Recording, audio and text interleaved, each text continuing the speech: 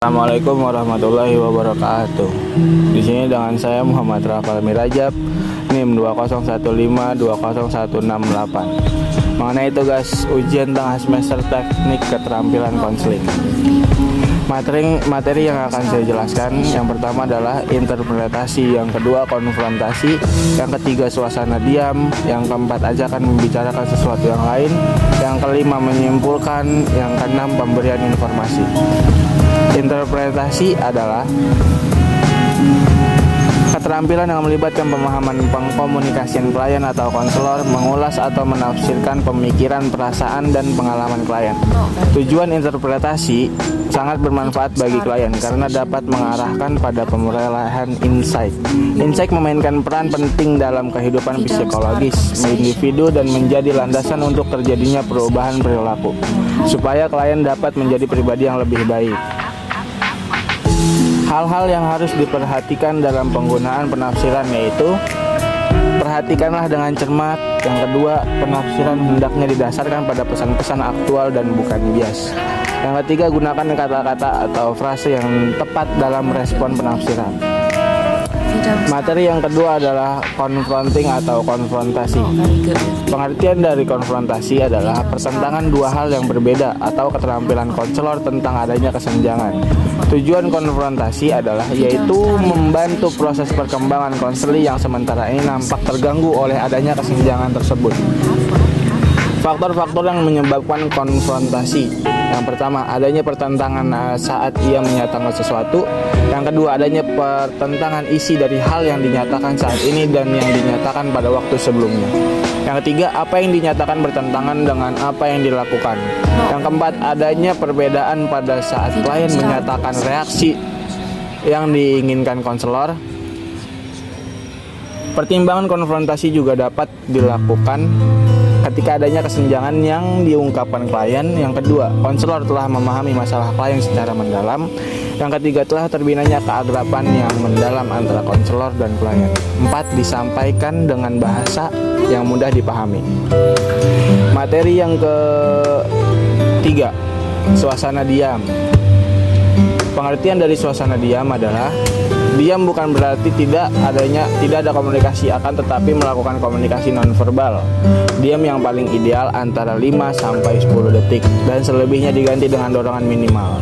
Teknik diam atau silent adalah sesuatu hening, tidak ada interaksi verbal antara konselor dan klien dalam proses konseling.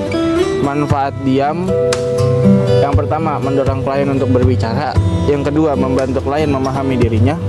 Yang ketiga, memberikan kesempatan dan relaksasi pada klien. Tujuan suasana diam: yang pertama, memberikan kesempatan kepada klien untuk beristirahat atau merorganisasi pikiran dan perasaannya, atau merorganisasi kalimat yang akan dikemukakan selanjutnya. Yang kedua, mendorong klien atau memotivasi klien mencapai tujuan konseling. Makna diam dalam bentuk penolakan atau ekspresi ketidaksetujuan yang dilakukan konselor atas kebingungan yang dirasakan klien.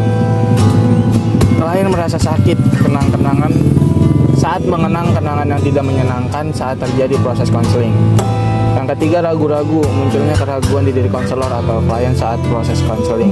Yang keempat, ungkapan keinginan, sebuah bentuk pengekspresian yang mungkin dilakukan klien saat klien menginginkan sesuatu dari konselor.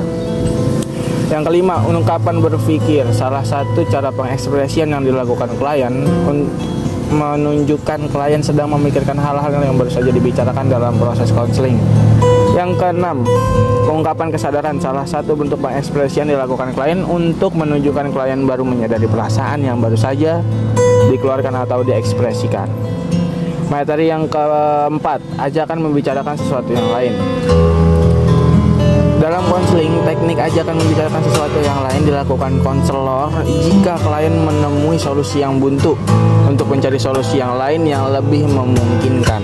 Hal ini dilakukan karena Satu, dalam hidup kita harus memiliki banyak pilihan. Yang kedua, tidak semua harapan yang kita harapkan dapat terwujud. Ajakan membicarakan sesuatu yang lain dapat terjadi pada tahap pembinaan teknik ini. Lebih cenderung mengajak lain untuk membicarakan sesuatu yang lain yang lebih baik. Dalam melakukan ajakan membicarakan sesuatu yang lain, konselor harus bersikap hati-hati. Untuk menghindari kebingungan klien, ajakan membicarakan sesuatu yang lain bisa dilakukan oleh konselor dan bisa juga dilakukan oleh klien. Ajakan membicarakan sesuatu yang lain hendaknya mempertimbangkan kekuatan-kekuatan yang dimiliki oleh klien, karena teknik ajaran memikirkan sesuatu yang lain juga dapat mengubah pokok pembicaraan. Materi yang kelima, menyimpulkan. Pengertian menyimpulkan adalah teknik yang digunakan konselor untuk menyimpulkan atau ringkasan mengenai apa yang telah dikemukakan klien pada proses komunikasi konseling. Membuat ringkasan adalah keterampilan konselor untuk mendapatkan kesimpulan atau ringkasan mengenai apa yang telah dikemukakan oleh konseling pada proses wawancara konseling.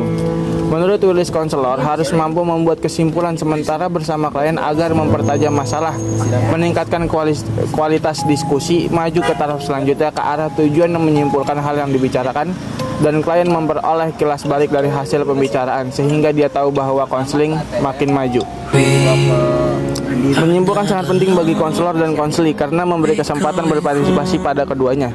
Selain itu, summary sangat penting untuk mengakhiri satu bagian atau bagian yang pertama kemudian dilanjutkan pada bagian berikutnya, dan juga memberikan kesempatan bagi konselor untuk mendorong konseli mengutarakan perasaannya mengenai proses konseling. Tujuan summary memberikan kesempatan pada klien untuk mengambil kilas balik dari hal-hal yang telah dibicarakan. Yang kedua, untuk menyimpulkan kemajuan hasil pembicaraan secara bertahap. Yang ketiga, untuk meningkatkan kualitas diskusi. Yang kelima, yang keempat, mempertajam atau memperjelas fokus pada wawancara konseling. Materi yang terakhir, pemberian informasi. Pengertian pemberian informasi sering juga dapat disebut dengan metode ceramah, yaitu pemberian penjelasan oleh seorang pembicara kepada sekelompok pendengar. Sebenarnya pembicara secara lisan, tetapi juga dapat diberikan secara tertulis. Pemberian informasi secara tertulis dapat dilakukan melalui media, misalnya papan pembimbing, majalah sekolah, rekaman, atau selebaran CD dan film. Teknik pemberian informasi. Pelaksanaan teknik pemberian informasi mencakup 3 hal, yaitu perencanaan, pelaksanaan, dan penilaian. Pada tahap perencanaan terdapat 3 langkah yang harus diperhatikan, yaitu merumuskan tujuan apa yang hendak dicapai dengan pemberian informasi itu. Yang kedua, menentukan bahan yang akan diberikan, apakah berupa fakta, konsep, atau generalisasi. Yang ketiga, menentukan dan memilih contoh-contoh yang tepat sesuai bahan yang diberikan. Apabila tujuannya untuk mengajarkan fakta, maka tugas pemberian informasi adalah membuat bahan itu berarti sehingga mudah diingat oleh siswa atau pendengar. Tahap-tahap terakhir dari pemberian informasi adalah mengadakan penilaian apakah tujuan sudah tercapai atau belum. Penilaian dapat dilakukan secara lisan dengan menanyakan pendapat siswa mengenai materi yang diterimanya, tetapi dapat juga dilakukan dengan cara tertulis, baik dengan tes subjektif ataupun objektif. Mungkin hanya ini yang dapat saya sampaikan, kurang lebihnya mohon maaf. Wassalamualaikum warahmatullahi wabarakatuh.